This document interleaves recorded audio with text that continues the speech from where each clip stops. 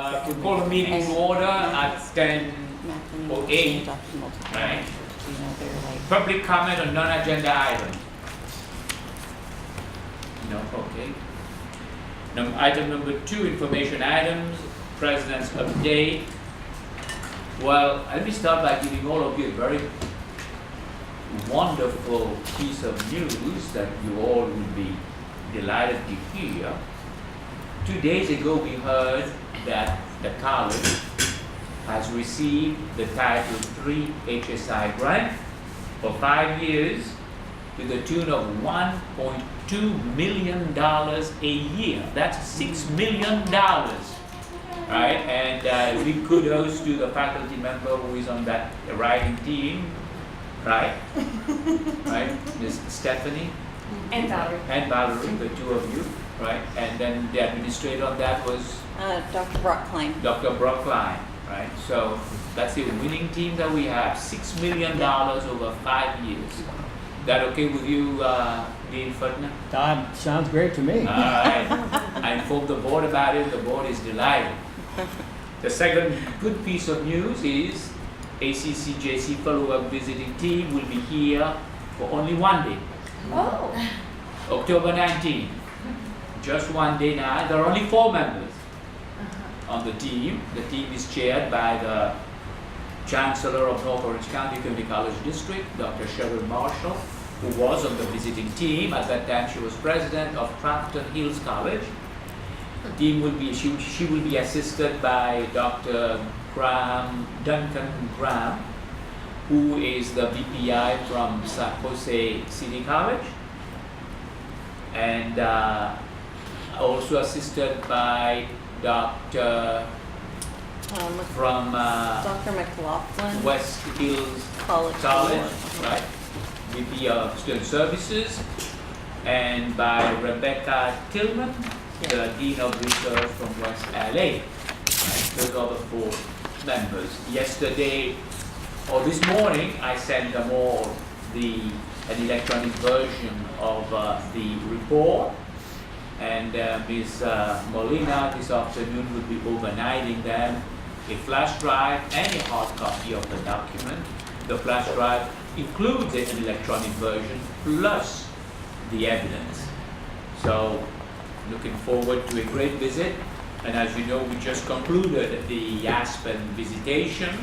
And I want to thank all of you for everything you did to make the campus look very attractive. Our students did a wonderful job presenting to the team yesterday. And also the students who are on the panel that met with the Aspen team did a superlatively excellent job, and we're very proud of them all.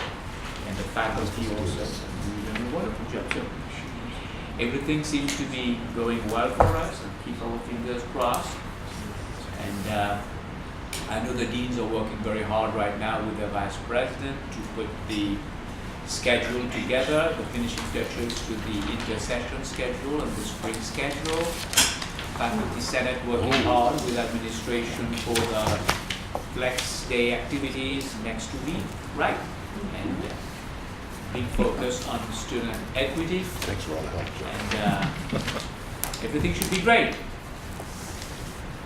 In the interest of time, I'm done. So we have an update from Academic Affairs. Dr. Judy is right here. I am. Sorry I was late. No, you're not late. I mean, Well, you're already a member of the committee. You are here right at the time of your report. You're right. You're right. So I'm glad I was on time. That's So sorry.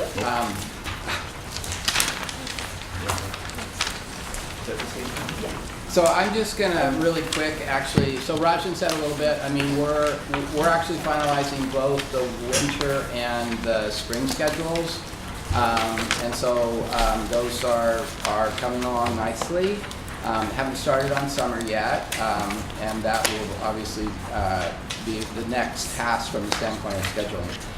What I wanted to just kind of briefly give an update on, and so that's what the handouts are about, is where we are in regard to our FTS apportionment. And so this handout, basically, it comes out every morning and is updated based on current enrollments and where we are in the schedule in regard to census and the like, for a breakdown of the amount of FTS that's being generated, broken down by division. And so you can see it's broken into fall and spring, and then winter and summer, and then annualized is basically the combination of all of those terms. Under each of those terms, there's a column for target.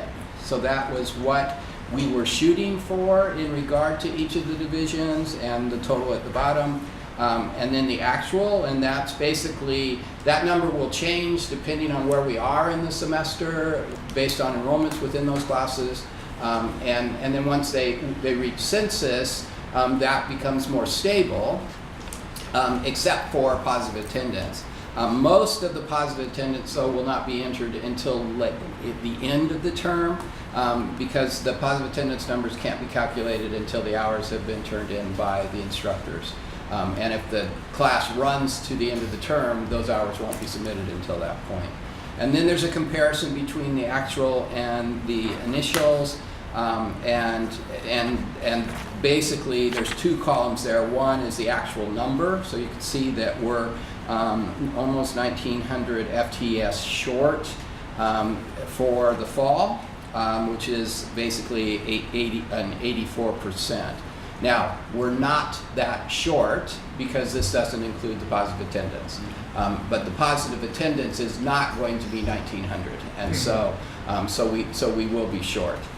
Spring, we haven't started enrollment yet, so the only numbers that are there are targets. That's true for winter, that's true for summer, and thus when you're looking at the annualized, we're really short because the only numbers in here so far are fall. So we had a conversation about this at the planning retreat. One of my concerns is that based on what we're doing in fall, based on historical numbers for spring, and based on the fact that we haven't done a winter for 4 or 5 years, so there's a big unknown in regard to can we meet our goals for winter, we are trying to adjust the calendar for the start of summer, because the current calendar, the way it's set up, classes, we have a week between the end of spring and the beginning of summer, and because of that, summer starts late, and thus we will not be able to collect any FTS for summer to come to this year. It would all go to next year. And so what the conversation is happening right now is to adjust the start of summer so that it actually starts the week after spring ends, so that we could have the option of either counting some of that FTS toward this year as well as next year. And so it basically will give us a net as we're swinging on the trapeze, just in case we fail through fall, winter, and spring to reach our numbers. And so I wanted to share that. The other thing I wanted to share, the other two diagrams are basically the same, except that the one that has small dots, there's only 2 variables that are being looked at. The one that has the various bubbles has 3 variables. And so what this is showing, if you look at the one with the small dots that are all equal size, is this is every department at Pasadena City College giving their productivity, and productivity is basically the amount of FTS that is generated per FTEF. So the amount of full-time equivalent students that are generated per full-time faculty equivalent. Okay, so how many students does an individual instructor basically teach? Now we use equivalents because many of our students are part-time, so they're not full-time, so we equate them to full-time. So it might take 3 students to get to a full-time equivalent student. And likewise with part-timers, part-time faculty, they're not full-time, so we also equate that so that we're basically equating them to full-time students as well as full-time faculty. To let them know that this is not something that we created here. No, It's a statewide thing. that number is used, that is a California Community College number. Right. And so this is something that is not Pasadena driven. This is driven. statewide driven. This is statewide driven. And there's a formula for that. Right. So what you should do is look at this and either draw or imagine two lines. One on that basically will come from the fill rate. So find 80% and draw a line upward from that. And then find 17 and a half. So halfway between 15 and 20, and draw a line parallel to the x-axis. So it should look like that. Okay, so why do I pick those numbers? 80% is 80% fill is a good number. If a class can reach 80%, it's doing well. If it can't, it could be a concern. And I say it that way because, in fact, it might be fine depending on the class and various aspects of what caused it to be there. And you'll see that there's one way up here. There's a class way up here that's on the y-axis that basically has a 1 or 2% fill rate, but has a pretty good productivity.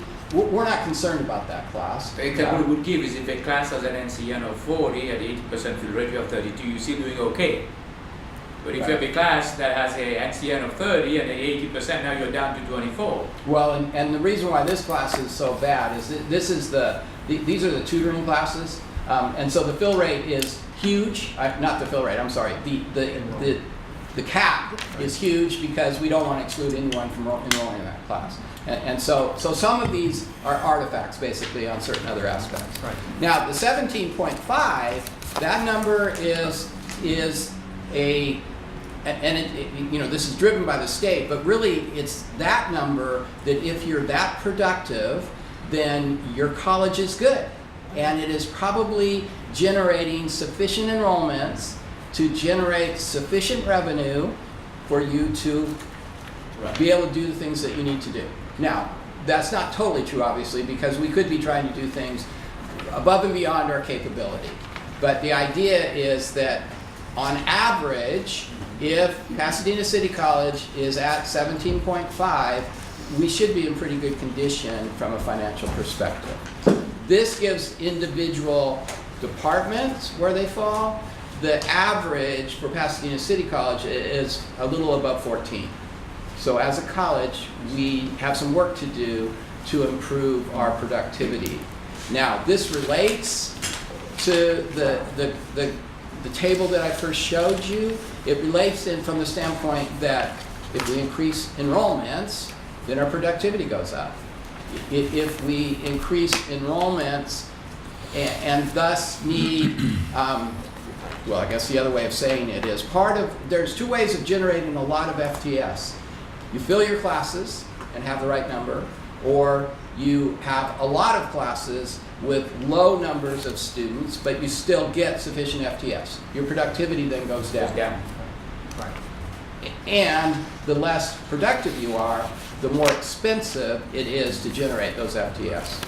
And so from the standpoint of our budget, the conversations about the budget that have been going on, we have a deficit budget, we can improve that by improving our productivity. But our fill rate on average is greater than 80%, right? Our fill rate- So our- the graph, I mean, the dots look like Yes, they're collecting more. our fill rate, I believe it's around 82 or 84. So our average fill rate is better than that. So that doesn't offset the No, it doesn't, productivity. because the NCN is too low. Okay. Okay. Right. The Yeah, that's the other cap part is of the too low. conversation, that if your NCN is low, Yeah. so if your NCN's 20 and you have a 100% fill rate, you will not have a productivity of 17.5. So the fact that we're over 80% just indicates that our NCMs are too low. Is that what that means? That's correct. Right. That's correct. Right. Yeah, and so for this graph, to get 17.5, you need a class of 35 that's 100% filled. Right. If you have a class of 35 that's That's what the state 100% looks at. filled, Yeah. then it will have a productivity of 17.5. As Jerry was saying earlier on, when the state came out with a productivity index, the state predicated that on an average class size of 35. Right, exactly. Okay, that's what the state predicated that on. And the state said that if you can do that and you reach that productivity rate, then you will have enough money to pay your faculty to maintain your buildings, maintain your operations, and you will be fine. But if you drop below that, right, then it becomes a problem because then you are spending way too much money to generate what you need to generate, and you won't be able to meet all your targets. And so to reach the 17.5 average across the campus, we either need to increase the number of departments that are up here, increase the productivity of everything that's below Right. this line, Right. and you can see that for some of those that's about enrollments, because if you take everything that's on the less than 80, if you got those up to 80, they move diagonally. They move along the fill rate, but they also move along the productivity, so they would actually, if you increase the fill rate, each point goes like this upward, moving in this way. Do they all have to be up here? No. No. We need a sufficient number of programs that have high productivity to support the programs that have lower productivity. Some of the programs we have that lower productivity will always have that. There are things like health sciences where the outside accrediting agencies dictate that you can only have 10 students in a nursing lab, Right. and things of that nature. There are things like English that we have agreed that in a writing class that having 35 students it compromises the pedagogy in that class because the instructor doesn't have the time to criticize, critique the writing of all of those students to help them improve. And so the point of this isn't to say all of these need to go up here. Now, the last I can variable. Mark had a question for you. Mark? The fill rate, right? You said we're 82 to 84. Yes. Now, does that mean that classes are 82 to 84% full? Or Yeah. does that mean that 82 to 84% of the classes are full? No. So the average fill rate, so it's taking every class, it's taking the number of seats in every class, it's taking the number of students in every class and dividing that by the number of seats. Okay. That's around 84% for the college. And so it is, as Dr. Verdian had referred to, it's actually possible for you to have a college that has 100% fill rate and not reach 17.5. And what would cause that is if the NCN, the cap on courses, is too low. Because to have 100% fill rate and a productivity of 17.5, the number of seats in every class has to be 35. The average number of seats in every class has to be An 35. example I give you, if for example, for some miracle that happens tonight, Pfizer College, Pfizer College becomes a community college. That college will have a productivity index of 2.1. Yeah, Why? because- And it is working 100% capacity. Right. Fill rate 100%, yet productivity would be probably 2.1, 2.2. Because they have 10 Very students. small. Because their class sizes are 5, Right. 7, 10, you know. But the reason I ask that is because if on average our classes are 82 to 84% full, what difference does it make if we raise the NCN? We're not going to reach that number if we're only reaching 82 to 84 now. You're saying, okay, now this class can take an additional 2 people, No, but that's- you're still at Yeah, no, 82 to you're 84. looking at average college-wide. Right. But if you look at individual course, individual subject, right, it's different. You take psychology. That's what I was you take- asking, what right. that number represents. Yeah, so if you take psychology, you take Or sociology, speech. you take speech, Right. those are classes that will be taking 45, 50, 60, and people keep coming, Right. right? Mhm. But then on the other hand, you have other classes that have lower NCN, right? And yet you're keeping them, and they're not filling at that rate. Right. Yeah. And so really in answer to, I think part of the answer to your question, Mark, is that it could be that programs that are in this box Are not gonna- we should be concerned with. Right. It could also be that we shouldn't be concerned. And so you really have to, every dot on here has its own story. Right. And you have to look at every one to figure out what, do you need to increase the NCN? Do you need to reduce the number of offerings? Right. Because you would increase the fill rate, if you're offering 30 You reduce the sections offering. of a course and the average fill rate of that course is 75%, You have too you're many offering too many sections. sections. And so you could reduce that. If you reduce that, theoretically, you'll still have all the same students, so you'll generate the same number of FTS, but you'll be using fewer faculty to Right. do it, You so have the a higher productivity will productivity go rate. up. Right. See, I was looking at that, and that's one thing that the enrollment management group needs to work on, and that the vice president for instruction working with his dean should be addressing, is I was looking at the offerings that we have in some area, right? I'm amazed to find that we are offering 27 sections of the same course, right? And when I look at the fill rate of the 27 sections, I see between 60 and 70% fill rate. That's the problem. You know? So what we need to be doing is cut the offerings in those areas and not offer 27 sections. Offer 20 sections. And offer them the timing in such a manner that you are not overlapping the classes either, so that people can. Right. And in some cases, I find classes going against the same classes, 4 of them, 4 sections of exactly the same class, at But in some exactly the same disciplines, time. that's okay. Like in speech, you could have 6 sections of speech Wait, one, but and what- every single one's Yes. going to fill. If they're all 90% or above, Uh-huh. then that's okay. But the And one I'm I was sure they looking are. at, the We one I can- was we can looking have at, as right? many as you want. It was the same group of the 27 Yeah. sections of the same class, right? At about 60-70% fill rate. 4 of the sections 27 have exactly the same start and the same end time. I mean, this is ridiculous. But I need Yeah. to say that. So Huh? who has to address that? Yeah, Don't say Kathy, anything that's gonna. Dr. Scott. That's above the faculty level. But I'm just wondering, were those sections full at the beginning, like the first day of school? No, I'm talking of first day of school here. I'm talking of first day of school. I was even before school started. So not census numbers, Yeah, but it was first just- day. No, first day of school, I was looking at that before, I mean, at census, the numbers did not improve. I didn't see when I came. Those numbers had not improved at census either. Oh. Yeah, the numbers had not improved at census. Yeah. So anyway, let's- yeah. just to throw what this one is, because this is really important. So the third variable that's added with this one is the amount of FTES that department generates in a year. And so the larger the dot, the more FTS. And this really is important also in the conversation we were having about the one that you can actually see all the dots because they don't overlap.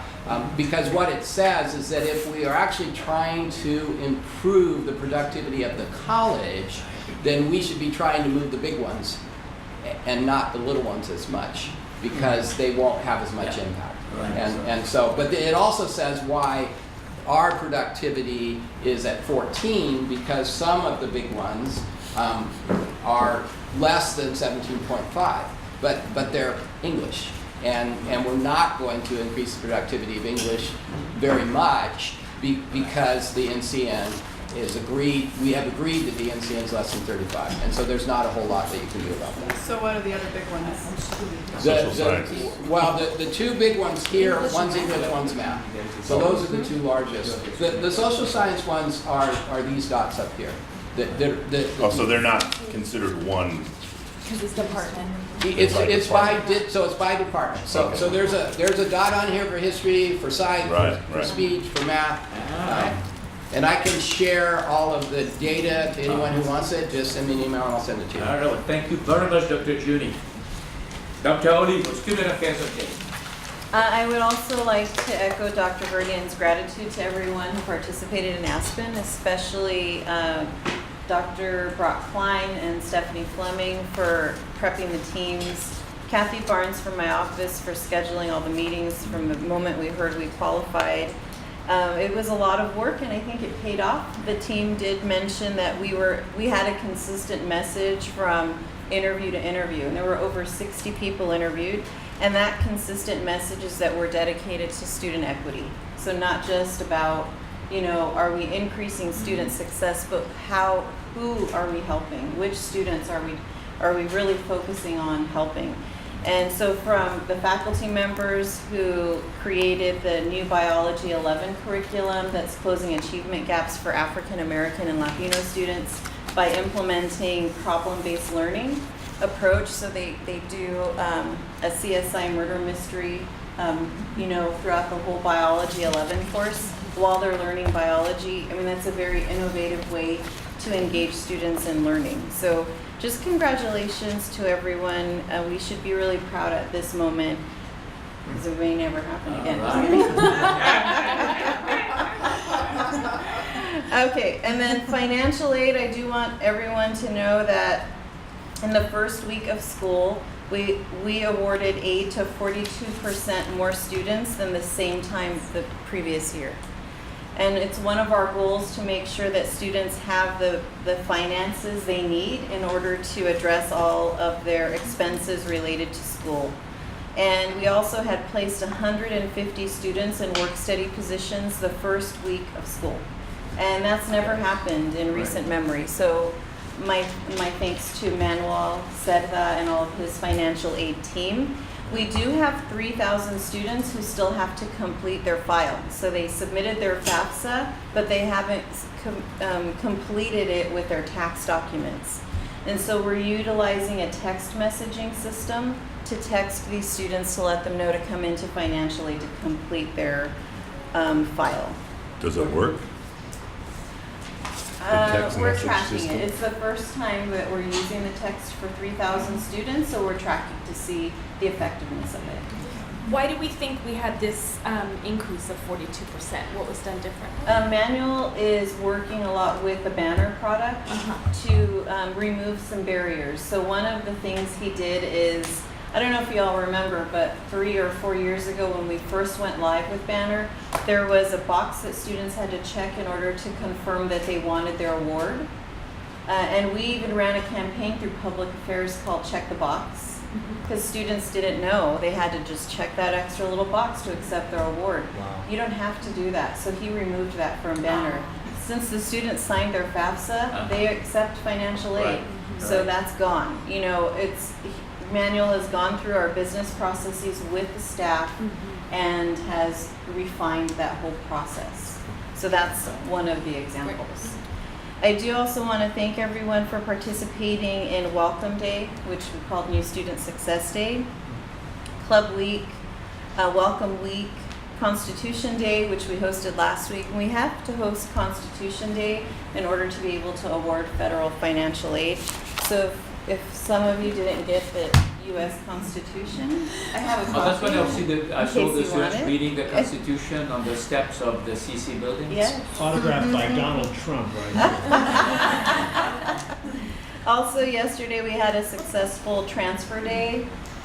So thank you all for plugging that with students.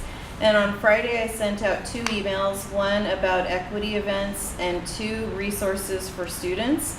You know, it's 4th or 5th week, right? At this point, students are developing trust with teachers. They're finally, feel comfortable to disclose if they're having any difficulties and challenges related to finances, food, housing, insecurity, things like that. And so a couple of faculty got together to get us started on putting a list together so that we can work together to help our students. And that's the end of my report. Thank you very much, Dr. Olivo.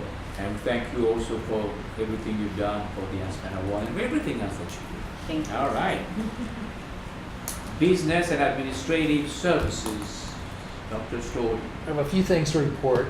Each year, our district has an annual fiscal audit. So our auditors do preliminary work, interim work, before the end of our fiscal year, which they completed before June 30th. They're currently here this week, and they'll be finishing their field work this week. So we're currently working with them to finalize the fiscal Do you audit. think there will be some problem? There may be a couple findings, Uh-huh. but nothing significant. I mean, nothing material as far as material And anything we statements. can fix some of those findings that we can fix immediately to The- avoid finding? The problem is we can't fix it now Oh, okay. because they've already They've already- identified what they are. And it's not a matter of, anything being done incorrectly. It's Okay. just recommendations as far as how to do it better going forward. When I know more information, I'll be happy to share that. The audits both for the district itself and for our Measure P. Measure P, we're winding down and we should be finished with all of the projects within the next 12 months, but they still conduct an audit for Measure P. The other item I wanted to report on is on October 20th, we're going to be doing a great shakeout, Uh-huh. and it's not only for the main campus here, it's also for Foothill and Rosemead. So everyone will be required to evacuate the facility. We're currently working with area wardens, which will help facilitate that evacuation. And emergency. You know what time that will be? What's that? You know what time that will be? It'll be 10:20. 10:20 on 10:20. All right. There you go. Make sure I'm not on campus. Well, we'll make sure that you practice. Yeah. I know, drop and roll. Well, that's what they should. Oh, that's right. Oh, darn. All right. But emergency preparedness is very important to me, to the campus, and we're currently finalizing an emergency preparedness plan, which, once that's complete, we'll share that as well. All right. That's it. That concludes my report. Very good. We don't have any standing committee during this No week. report scheduled Because today. they said off-schedule meeting, right? So that's why we don't have it. All right. Old items, discussion and possible action. Everything will depend now on AP 3200. Who's making the presentation? Dr. Scott, or is that you, Crystal? Dr. Scott, if she'd like to, I think she also wants to talk about the upcoming site visit as well, so.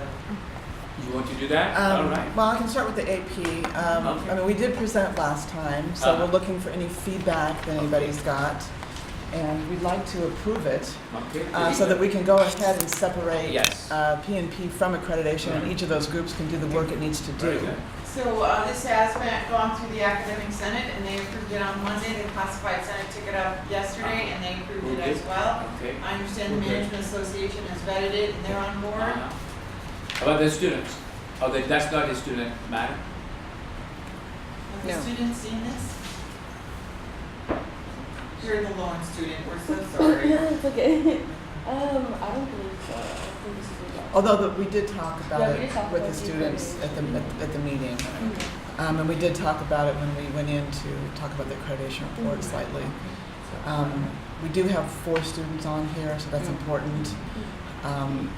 We need to be sure that we get everybody there because we need to ensure that we have a quorum. So, Actually, it looks like we have 5 students. We have Yes, the three president, students, yeah. President and 4 students appointed by the Uh-huh. right. so she's. There was just Jeannie? one comment, that confidentials were not part of the composition. And Ah. Well, I think, but no bargaining union, unit is on that No. composition. So I explained that that's why they were not included. right, I think, yeah, they would be part of the classified. And they can be part of this group. But it probably should say that, because otherwise, if you don't say it, if the four classified could include confidentials, then that won't be clear. Or we can add a note about that. Are you okay with that, Crystal? If you add something, would you have to take that back? Well, I think we need to understand that this is not designed to be a shared governance committee. Right. It's a standing committee of the college council. So we really don't, whoever they choose to put on here from these areas is From fine, this whether they can be confidentials or not. But Mm-hmm. members, it's not a shared governance committee, which is why we don't need to spell Yeah, it this out. is very governance too. It's a standing committee, it's a working committee of college council. Jeannie? College council has the representatives from all the different Right. constituencies. Okay, correct me Jeannie. if I'm wrong, since it's not a shared governance, well, we don't, for classified senate, when we appoint members to be on a standing committee, it's to represent classified, it's not to represent a specific union or a confidential. So then you could appoint a confidential. So we could have confidentials, but Yeah. they're not representing confidentials, they're representing classified at large. So you represent classified management too, in that case. No. No, Why not? they're a part of MA. Huh? They're a part of MA. No, I said they're part of MA, but under California law, Yeah. classified management falls under the same group as confidentials and general classified. That's under employment law under California law. There's no distinction between being a classified administrator or manager and a classified employee. In many districts, the classified senate includes classified managers. And I have known districts where a classified manager was president of the classified senate. So are you indicating you want the classified senate to, you're recommending to appoint a classified manager? No, I'm not saying that. I didn't say that. I'm just giving you examples of the classified senate. Yeah, I don't see management in this category, so that's why I was asking. Yeah, there is no specifying that.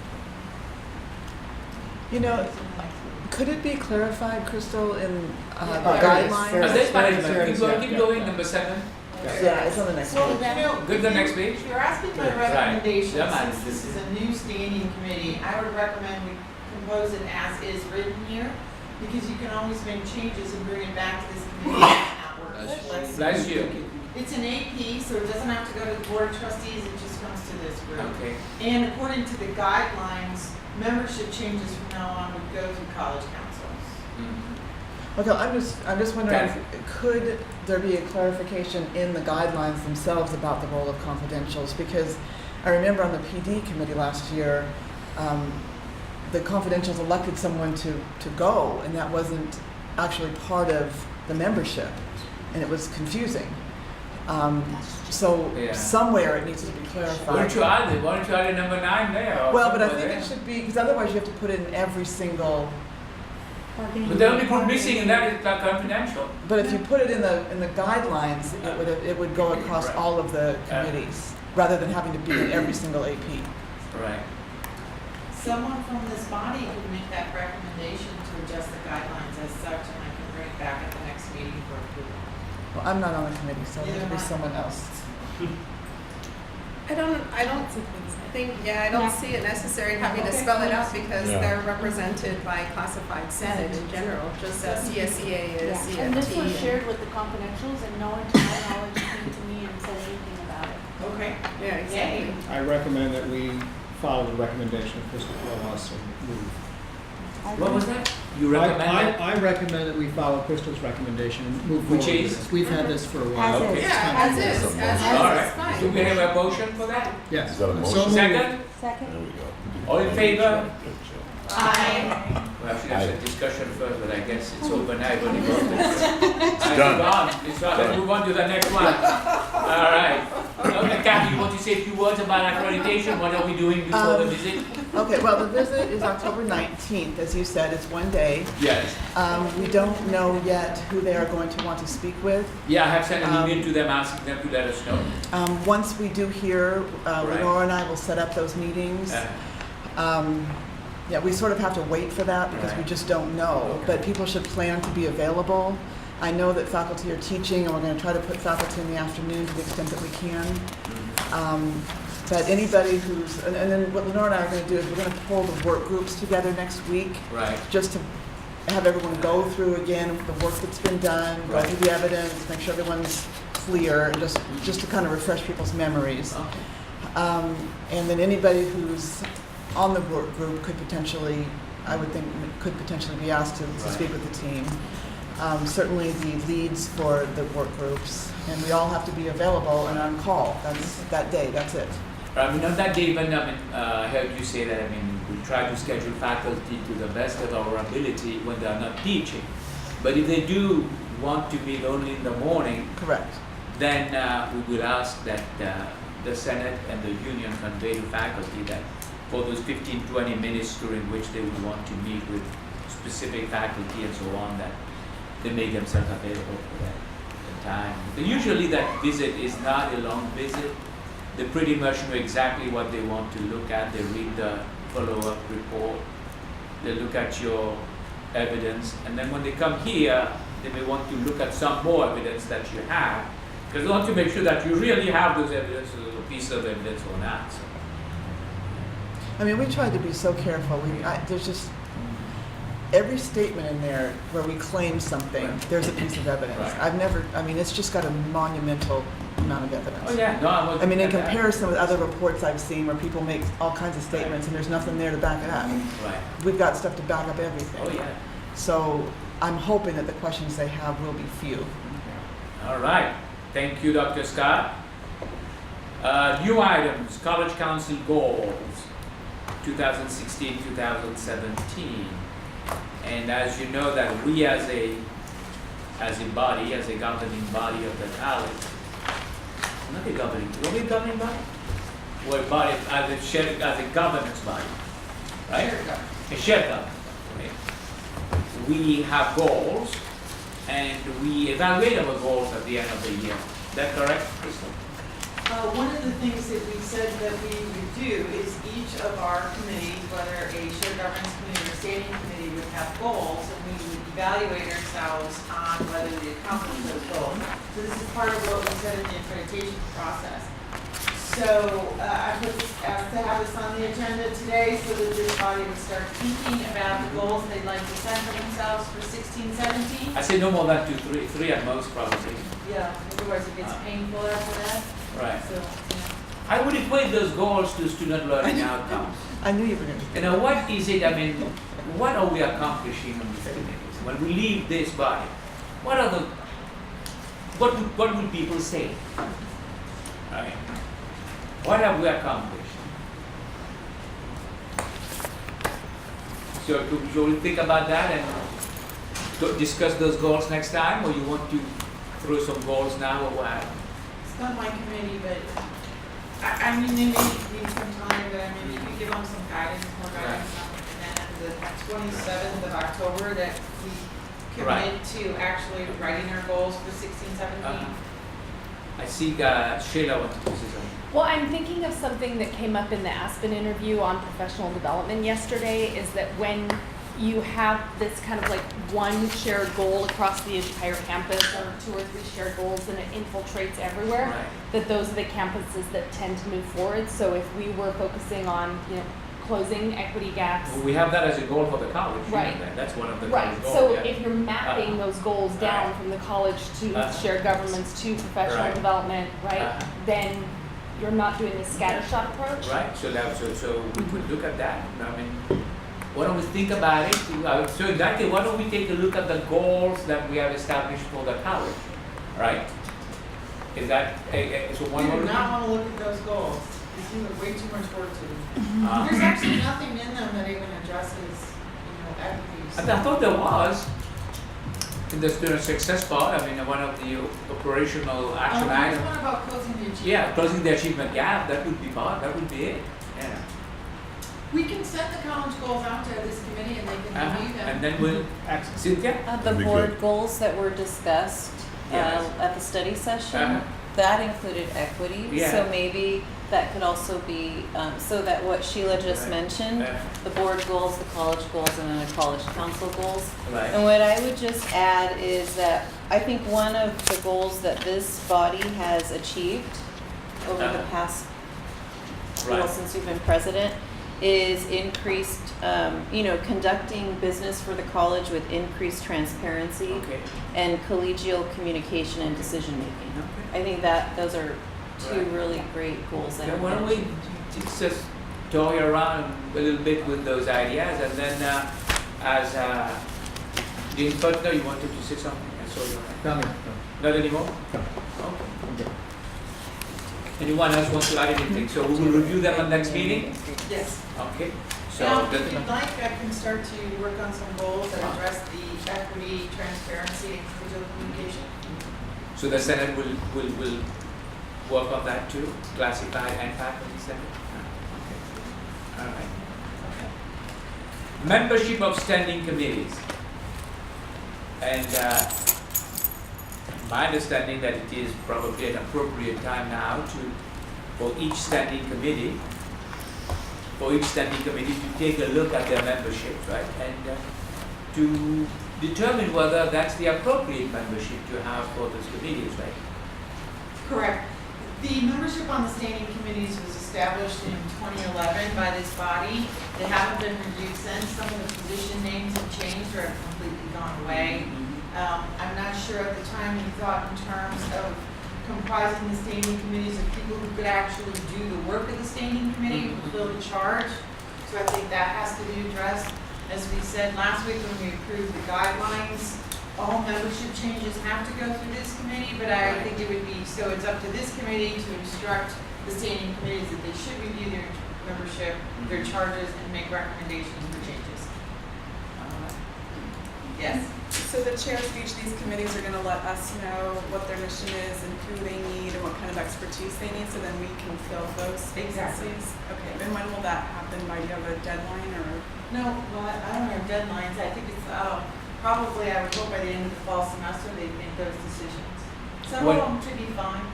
So should a communication go out to those chairs with a deadline? Yes. And when will that go out? When would you like it to go out? At 11:05? So hold back. Relax for a few I minutes. won't yet. So I think probably if we can get that out by sometime this week or early next week, we'll get that We'll done. craft something and get that sent out. Right. We just sent that out to our academic senate committee, so I can just forward that email, so you Yeah. guys. Excellent, thank you. Then we can send that out right now. as well There's to the gonna be some committee. people that are surprised they're the co-chair of committee, so it's. They're surprised they are co-chair, they didn't know they were co-chairs of committee. Well, we'll have to take care of that, so, all right. So are we good with number 2? All right. BP 4300, field trips. I think the Senate brought that up to us at one point, right? It just needed to be reviewed. and we Right. did it, So we did it. So you reviewed it, I thought it was good. Joe? Was there any change, I don't recall the original BP, but was there a change in the caps for the submissions? Is that what Oh, for field trips? right, No, only What the do you mean? bolded language bolded. is only changed. bolded? Okay. Yes. And the reasoning for this is, what I asked the Senate to do is look at the template and the legally required language that needed to be included in the BP. Okay. And they did that, and these were the changes they recommended. Thank you. All right. So you see that, I mean, not, those changes are, no. The Senate has approved this? We can, I mean, if no one has any Move to objection, approve. there's nothing really in there There's that, nothing to really. It's not too controversial. Okay, so it's moved by Mark, second by So Valerie. just discussion. Sure. Yes. Discussion. So Discussion. classified senate does not need to vote or, No, they don't need to. so just for information, okay. All right, so we are all in favor? Aye. Opposed? Abstention? All right. AP 3001, faculty role in shared governance. This is for information only.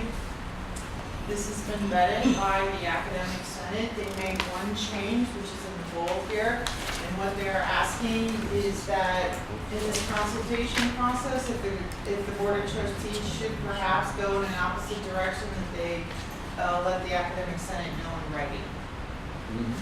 The governing board or its designee, That's you. that would be me, so. I'm glad you put my name there, that's good. Okay, so I think we can approve that, there's Well, nothing this is really. just an information only Right. item, so that everybody knows that the senate has Sure. approved this and will be going on. So what is good with this is any time that the Senate, the faculty senate and the board can reach mutual agreement, you would be getting a statement in writing explaining that decision. That probably would be the case of curriculum, right? You may want a specific course and the board says, no, you won't have it. Period. Why not? And then we give you an explanation as to why. Right? That would be, Oh, apparently, yes. wow, no, what do I I know? don't know. It could be a I'm mix. trying to, I was just gonna ask you, Uh. what would be an example of this happening? That's what I'm trying to say. I mean, over here, everything is mutual agreement. Unless Well, there is I an think emergency. before- Emergency. Canceling winter. So, Right, for yeah. instance, the shared governance bodies have recommended a calendar, and Mhm. the board has decided to cancel winter. That's what I was trying to And think so of. they need to write up a formal. Instead of just Ah. saying, we don't, yeah. I That's don't good. think that's That's not a good example. I don't think that's a good example. Why Yeah. not? It's Because the calendar isn't a 10+1. Yeah, and the calendar is a union issue. The calendar is a union issue, right?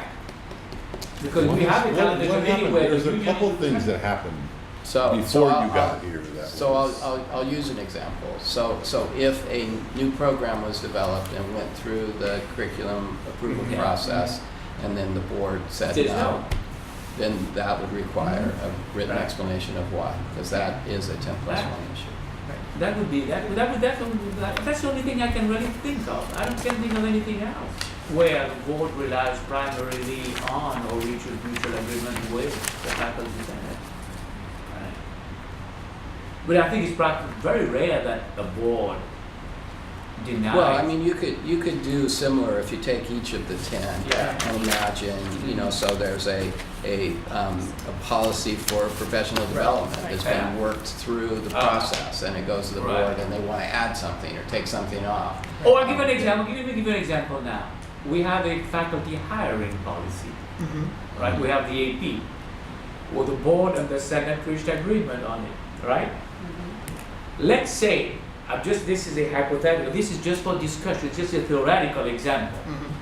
Let's say we bring that up, right? We want to work on it, and we cannot reach any kind of agreement as to what the new form would be, right? Then the board unilaterally does not reach agreement with you and say, this is it. So the board will have to give you a reason why, and you could still fight that case, and you might win or you might lose. Yeah. I've seen a case where I won't mention the name of the college because that college is cited as the case example for that specific rule, where the faculty senate was sued by an administrator. Yeah. Fine for the outcome. Are you giving them ideas? What? Do you all have insurance? No, but that was I'll tell you right that now. came up. New West, Oh, look believe it me, up. you should New have seen West. that. I mean, that was pretty interesting. And Wow. that case is cited as an example. Well, what did they sue him for? Huh? What was the, What was that? It's kind of a very complicated must have case. been, but it had to be some kind of a slander or something, right? I mean, it can't be, what else Well- would be a personal, it's gotta be a personal thing. It wasn't exactly slander. It wasn't exactly Libel? slander. It had to do with the way business was being conducted, and the Senate didn't feel that administration was respecting the 10+1. And I think the administrator felt that they were following 10+1, and there was a violation of Brown Act also involved in that. And when there's a violation of Brown Act, as you know, the law, Frank, is very, I shouldn't say the law is lax in it, but the law allows for a cure, what they call a cure to take place, Right. in which case the administration would go back, withdraw that motion, and then rebring it following Brown Act. Mhm. But in that case, that didn't happen. What was the outcome? The Senate won that case. Well, not the Senate won the case, but the fact that the administrator lost the case, and that administrator's name is listed. You know how they put a name there for a case. It's listed there. So I have a question, who is our legal counsel? Our legal counsel. The academic senate's legal counsel? That is, you would come to me and then I would call our counsel that will represent you. Well, If because you we were did being that- sued by an administrator? Yes, Well- because that's the only recourse you have. That's the only recourse you have for counsel. So there was, a year ago, we had an issue and we sought legal counsel and we were told that your counsel couldn't represent us. For which case was that? I think That was when the union lawyer no, sent that, us a letter that said we couldn't do a Senate election. we've got the. Whoa, whoa, whoa, whoa, whoa. No, That was not the no, union lawyer. That was. No, it didn't that was come, different. I That mean, was it's different. a guy who we use, but it's Right. not, it didn't come from us. Oh, I know, No, but it no. is the union's lawyer, and he represents Well, that us, would be and like I so said, it was, yeah. it is this weird thing, 'cause we couldn't go to No, you we- because that Right. lawyer we was would- serving us. Well, we and wouldn't then- be involved If anyway. there is a legitimate Yeah. suit against the Senate, right? But what was that? The Senate would come to the college and I remember that. The Senate would come to the college president and then we would provide you with our legal counsel. But I remember that, 'cause that wasn't the suit. That was not, it was not a suit. I remember that. That's different. That's not, I know that's it was different. a suit. If there is a suit that is filed against the Senate, right? Your locus of standing is through college administration because you do not have legal representation. At that point, our legal counsel will review the suit and provide you with the legal counsel that you need. Now, the union is different. If the union is sued, they have their own counsel. Right. Yeah, They have their own counsel. Okay, that's completely different. We have a couple of it, But there should not be any reason for the Senate to be sued. but we also have Sure. But if individual you're sued, insurance. you take care of that. We also have individual insurance that we buy every year, Yeah, just in case of something like Yeah. that. from dues. No, we pay it ourselves. You have to pay it out. Yeah. The union is insured as a unit, but each individual person decides whether they want Now we're individual insurance. straying away. Yes. Do we have anything with 3001, 3001? We're good? We're good? All right. Announcements? Yes, Kylie, right? Yes, Kylie. So hi, my name is Kylie. I'm the Vice President for Cultural Diversity. And I'm from Associated Students. And so next week on October 4th, I am holding a transfer forum in the Curveling Lounge from 12 to 1:30, I believe. And it's called Get Lit. It's an acronym for Learn, Inspire, and Transfer. And it's going to focus on the educational journeys of people who transferred that are people of color, different sexualities, ages, and everything. Just so I can make sure that the students that need that support can get it here at school. So I highly encourage you guys to tell your students or any else that you guys know to come and join. Could you repeat the time and place? So it is at 12 to 1:30 in the Carveling Lounge. On the floor. And do you have a Yes, flyer? on the board. Yes, I do. So there's some that posted around, and then I can email you guys, and I'll try to copy it. Thank you. No problem. Any other announcement? No.